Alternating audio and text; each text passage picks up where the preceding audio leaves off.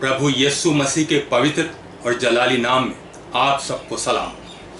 The lion of JUDA के पहले भाग में हमने देखा था कि किस तरह प्रभु यीशु मसीह जी उठने के बाद अपने चेलों से 40 दिन तक मिलते रहे, उनके मनोबल को बढ़ाया, उनको आत्मविश्वास को जगाया, उनको इकट्ठा किया और उनको पक्के सबूतों के द्वारा यह यकीन दिलाया कि वह जिंदा है, ही इज अलाइव। उन्होंने पतरस को रिस्टोर किया, अपने बाकी सब चेलों को भी रिस्टोर किया, क्योंकि वो नहीं चाहते थे कि उनके चेले ग्लानि या निराशा में जिए। प्रभु कभी नहीं चाहते कि उनके बेटे और बेटियां उनसे अलग हों। आज द लायन ऑफ जूडा के सेकंड पार्ट में हम देखेंगे कि किस तरीके से जो सदियों से बनी हुई एक रिडेम्पशन की प्लान थी, साल्वेशन की प्लान थी, उसको प्रभु यीशु मसीह ने पूरा किया, अपने पिता की मर्जी को पूरा किया, चेलों को बनाया, चेलों को ट्रेन किया और उसके बाद शैतान की हर चाल पे विजय पाई। अपनी मिनिस्ट्री को अपने चेलों को सौंप के वो कैसे उनकी आंखों के सामने से आसमान पर चले गए। पवित्र बाइबल हमें बताती है कि परमेश्वर ने सारी सृष्टि की रचना की। उन्होंने कहा और हो गया। He created everything out of nothing। और उन्होंने सृष्टि के बनाने के बाद कहा, Let us make man in our own image, in our own likeness। हम मनुष्य को अपने स्वरूप और अपनी समानता पे बनाएं। ये हम कौन हैं? ये हम हैं खुदा बाप, खुदा बेटा और खुदा रूल कुदूस, God the father, God the son and God the holy spirit. ये शुरू से एक साथ हैं और बाइबल हमको बताती है कि सृष्टि की रचना और मनुष्य की रचना इन तीनों ने मिलके की। परमेश्वर का एक खास कारण था मनुष्य को, आदमी और औरत को बनाने का। उनके पास एक अद्भुत योजना थी, एक मकसद था। परमेश्वर प्रेम है, गॉड इज लव। यह उनकी नेचर है।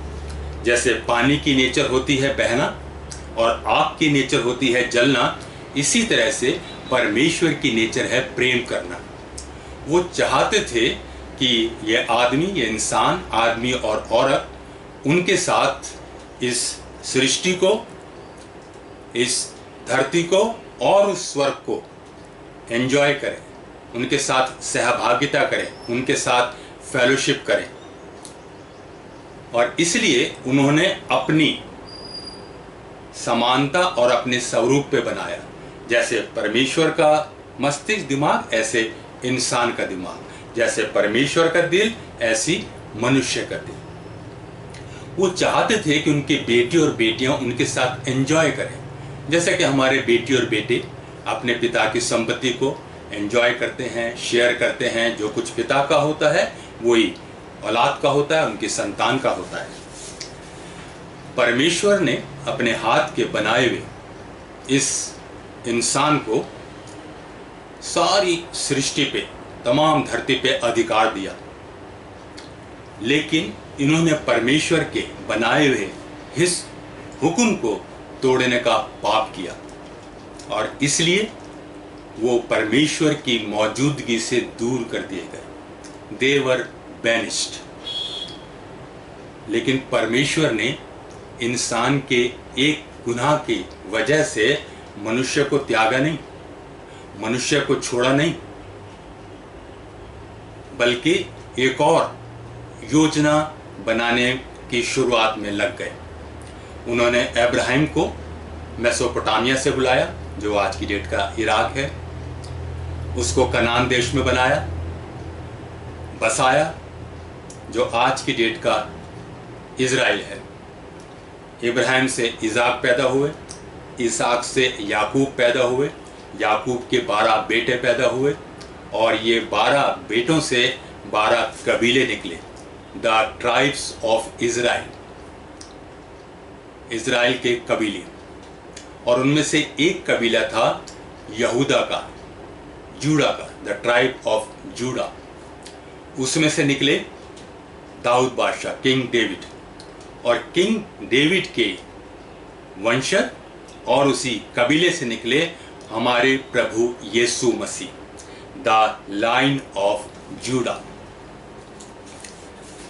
यूहन्ना रसूल ने प्रभु यीशु मसीह के आगमन को अपनी इंजील के में पहले अध्याय में इस प्रकार लिखा है, आदि में वचन था, वचन परमेश्वर के साथ था और वचन परमेश्वर था।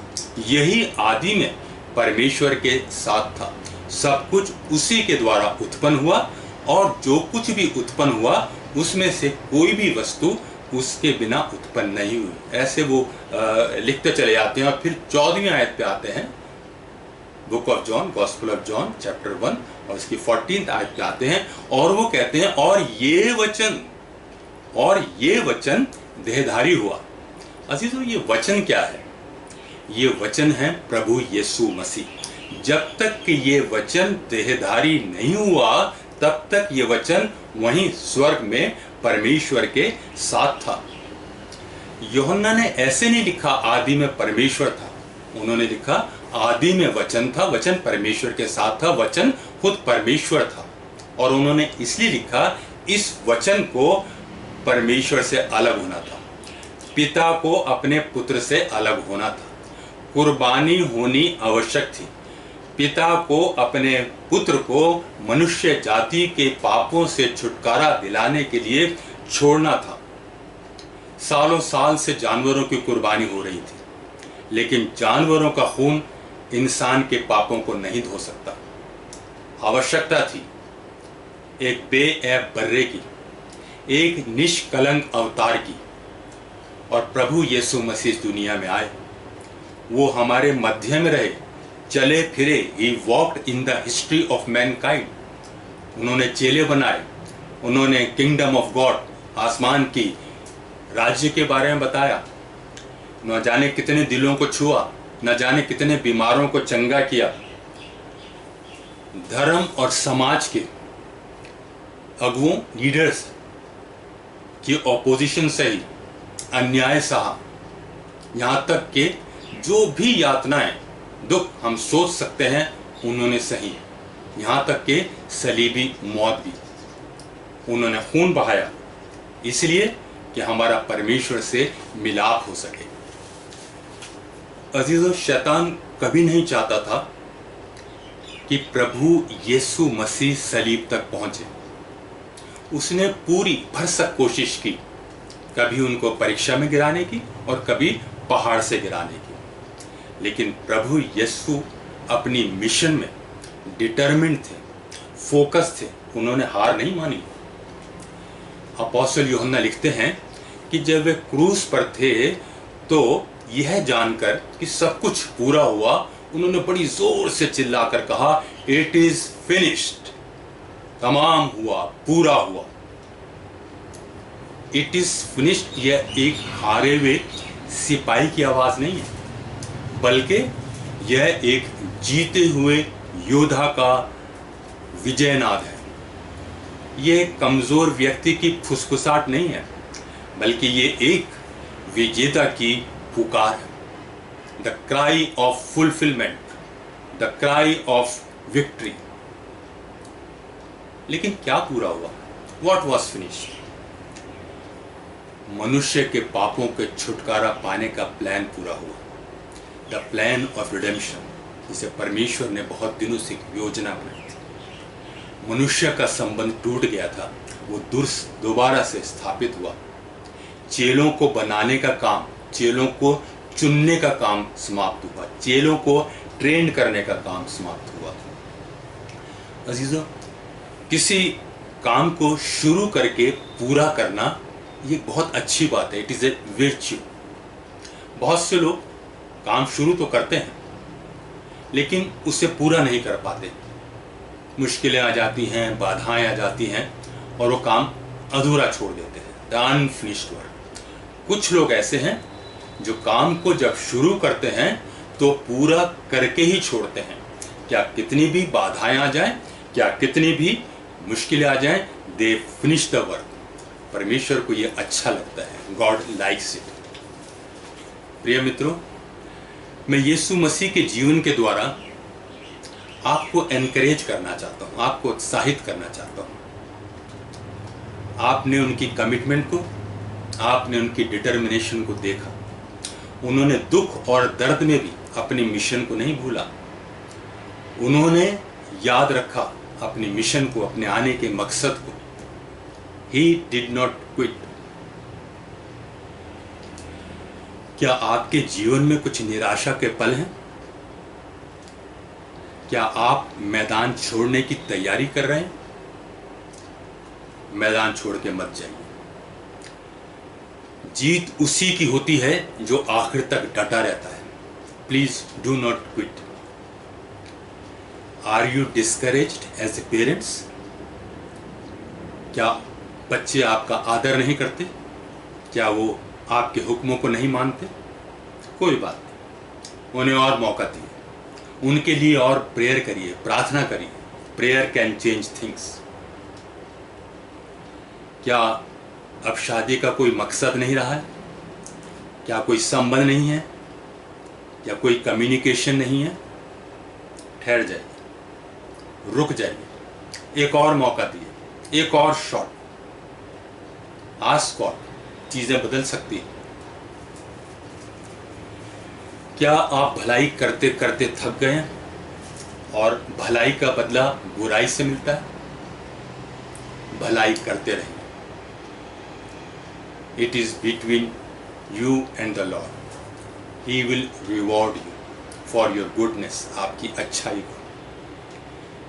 मित्रों, विजेता वह नहीं है जिसके सर पे ताज है, जिसके हाथ में ट्रॉफी है, जिसके हाथ में शैंपेन की बोतल है।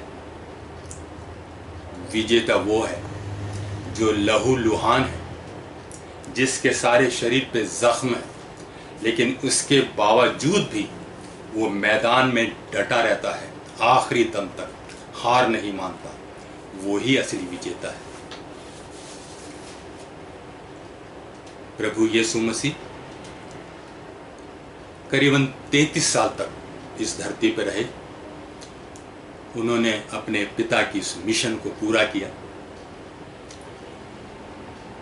और अब इस प्लेनेट धरती का, उसको छोड़ने का और स्वर्ग पे जाने का समय आ गया है। और मैं ऐसी कल्पना करता हूं कि प्रभु यीशु मसीह ने अपने पिता से कहा होगा, हे अब्बा, the battle is over, it's all over, let's go home. चलो अब घर चलते हैं। दोनों जो थोड़ी देर के लिए दूर हो गए थे, अलग हो गए थे, आज वो फिर एक है।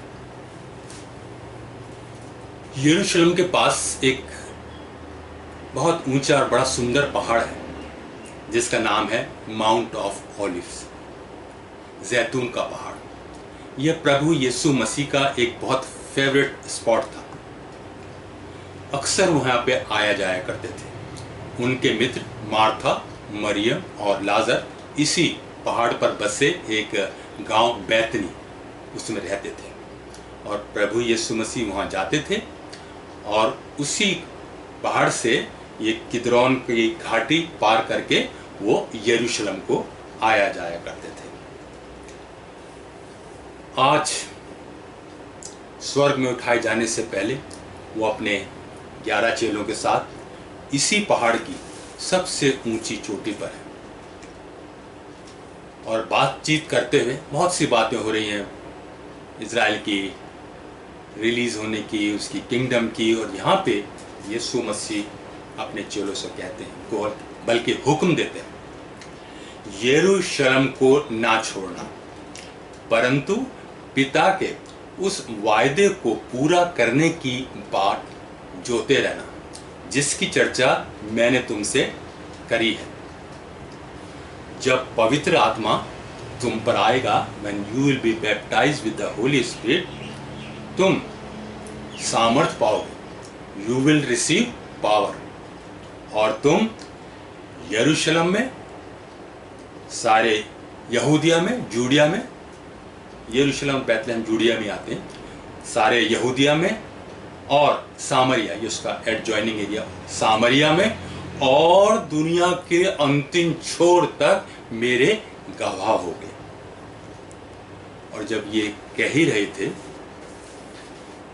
तो चेलों के देखते देखते ये आसमान पर उठा लिए गए। लूका ने अपनी दूसरी किताब प्रेरितों के काम में लिखा है कि बादल ने प्रभु यीशु मसीह को इन चेलों की आंखों से ओझल कर दिया। ये कोई बदली नहीं आ गई थी, बादली से कहते हैं या अबर कहते हैं, ऐसा कुछ नहीं होता। इट वॉज नॉट क्लाउडी, बल्कि एक बादल आया और बादल ने प्रभु यीशु मसीह को इन चेलों की आंखों से ओझल कर दिया। ये ऐसा नहीं था कि यीशु मसीह ऊपर जा रहे हैं, वो छोटे होते चले गए जैसे कि एरोप्लेन होता है, नहीं, बादल आया और आंखों से ओझल कर दिया। और ये सारे चेले उसी पहाड़ की चोटी पे ऊपर आंखें करे विस्मित बड़े ताजुब के साथ ऊपर देख रहे थे। हालांकि प्रभु यीशु मसीह उनको नहीं दिखाई दे रहे थे क्योंकि वो बादल में ओझल हो गए थे, लेकिन ये नीले आसमान की तरफ, द ब्लैंक स्काई, ये सारे के सारे चेले ऐसे करके ऊपर, लिखा है बाइबल में, टकटकी लगा के ताक रहे थे, दे वर गेजिंग। और जब इस दशा में थे, बड़ा ही पैथेटिक सीन है, बड़ा ही टचिंग सीन है, ये कैसे महसूस कर रहे होंगे। और लिखा है कि जब ये ऐसे देख रहे थे तो दो पुरुष सफेद वस्त्र पहने उनके पास आ खड़े हुए और कहने लगे, हे गलीली पुरुषों, तुम क्यों खड़े खड़े इस तरह आकाश की तरफ देख रहे हो? यही यीशु जो तुम्हारे पास से उठा लिया गया है, जिस रीति से तुमने उसे स्वर्ग को जाते देखा है, उसी रीति से वह फिर आएगा। He will come again। यह पुरुष जो सफेद कपड़े पहने थे, ये फरिश्ते हैं, एंजल्स हैं। इनको पैगाम दिया जाता है और जो कुछ इनसे कहा जाता है, ये परमेश्वर के मैसेंजर हैं, ये वही कहते हैं, अपनी तरफ से कुछ नहीं कहते। और इन्होंने ये जो पैगाम दिया, ये फरिश्तों का नहीं था, ये परमेश्वर का था, ये परमेश्वर का वचन था, ये परमेश्वर का वायदा था, ये परमेश्वर का प्रॉमिस था। Do you believe in the promises of God? क्या आप परमेश्वर के वायदों को विश्वास करते हैं? उसका कोई भी वायदा ना होगा अधूरा, उसका कोई भी वादा ना होगा अधूरा, हर एक वादा उसका होता है पूरा, उसके आने का वायदा भी होगा पूरा, देखेगा सारा जहां। प्रभु यीशु मसीह ने अपने मिशन को पूरा किया और वापस अपने पिता के पास स्वर्ग पर चले गए। चेले भी वापस यरूशलेम को आ गए, उसी अपर रूम में जहां पे लास्ट सफर किया था। लेकिन आज ये निराश नहीं है, they are not disappointed today, क्योंकि इन्होंने पाया कि प्रभु यीशु मसीह इनके दिल में है। The kingdom of God is in their heart. गलील के रहने वाले इन साधारण चेलों को तमाम संसार में गॉस्पेल, गुड न्यूज़ को ले जाने का काम, प्रभु यीशु मसीह की गवाही देने का काम सौंपा गया। परंतु इन चेलों के पास ना तो कोई प्रोफेशनल क्वालिफिकेशन थी, ना ही कोई लीडरशिप स्किल थी, ना ही इनके पास कोई सोशल स्टेटस था, ना ही रुपया पैसा, कोई पूंजी भी नहीं थी, और इस संसार की बहुत लिमिटेड नॉलेज थी। इनके पास ना तो कोई मैनुअल था और ना ही कोई गाइडलाइंस। और इनकी टेरिटरी सारा यरूशलेम राजधानी था, आज भी है, सारा यहूदिया, सारा सामरिया और दुनिया की अंतिम छोर, the end of the earth अजीजों, जिसमें मेरा और आपका देश इंडिया भी आता है, भारत भी आता है। कैसे पूरा करेंगे प्रभु यीशु मसीह के इस विजन को, इस दर्शन को कैसे साकार करेंगे, इसको हम देखेंगे अपने अगले एपिसोड के अंदर। जिस स्थान पर प्रभु यीशु मसीह खड़े थे और जहां से स्वर्ग पर उठा लिए गए, उस स्थान पर 4वीं सदी एडी, 4th एडी, आप 2020 एडी है, वहां पर एक चर्च है जो कि बनाया गया था in celebration of the ascension of Lord Jesus, प्रभु यीशु मसीह के स्वर्गारोहण के सेलिब्रेशन के लिए। लेकिन इस चर्च को तोड़ दिया गया, बर्बाद कर दिया गया।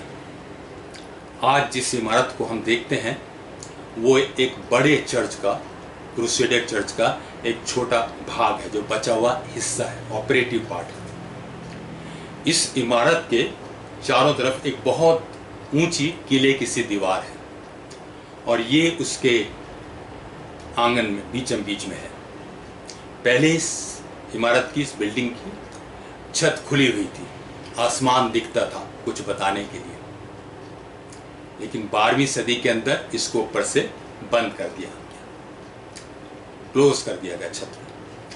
ये खंभों पे खड़ी थी ये बिल्डिंग और जगह थी, ओपन था, उसको दीवारों से भर दिया गया। अब उसमें आने जाने का एक छोटा नैरो दरवाज़ा है, गेट है, और इस गुंबद नुमा इमारत का नाम है द चैपल ऑफ असेंशन। आप में से बहुतों ने इसे देखा होगा। इस चैपल में ना तो कोई क्रॉस है, ना इसके अंदर कोई ऑल्टर है, ना कोई पुलपिट है, ना ही कोई खूबसूरती है और ना ही इसमें कोई बैठने की जगह है। हाँ, इसमें एक चट्टान है छोटी। ये वो चट्टान है जिसमें प्रभु यीशु मसीह के स्वर्ग में जाने से पहले उनके मुबारक कदम पड़े थे। 4वीं सदी की यह इमारत, 4वीं सदी की नींव की यह इमारत है। ये तमाम संसार को एक लाइट हाउस की तरह संदेश दे रही है और वो ये बता रही है कि the line of JUDA was standing on the spot. तो लाइन ऑफ जूडा जो है वो यहीं पर खड़े होकर उन्होंने कहा था, you will be my witnesses in Jerusalem, in Judea and Samaria and to the end of the earth. यरूशलेम में और सारे यहूदिया में और सामरिया में और पृथ्वी की अंतिम छोर तक मेरे गवाह हो गई। बुक ऑफ एक्ट्स के पहले अध्याय की 8वीं आयत में आप पढ़ सकते हैं। बहुत इंपॉर्टेंट की वर्ड्स है, क्राउनिंग वर्ड्स है। तमाम एपिसोड्स और बुक ऑफ एक्ट्स इस पे स्थापित है। तो पहले स्कूलों में एक पॉपुलर स्पोर्ट्स होता था, उसका नाम था रिले रेस। इस खेल में रनर एक बैटन को लेके दौड़ता था अगले रनर के पास और उसको देता था। वो रनर इसको बैटन को लेके वो अगले रनर के पास दौड़ता था और ये जो बैटन है ये पास ऑन होती रहती थी और दौड़ चलती रहती थी। ये बैटन क्या है अजीजों? ये बैटन है हमारा विश्वास, हमारा फेथ।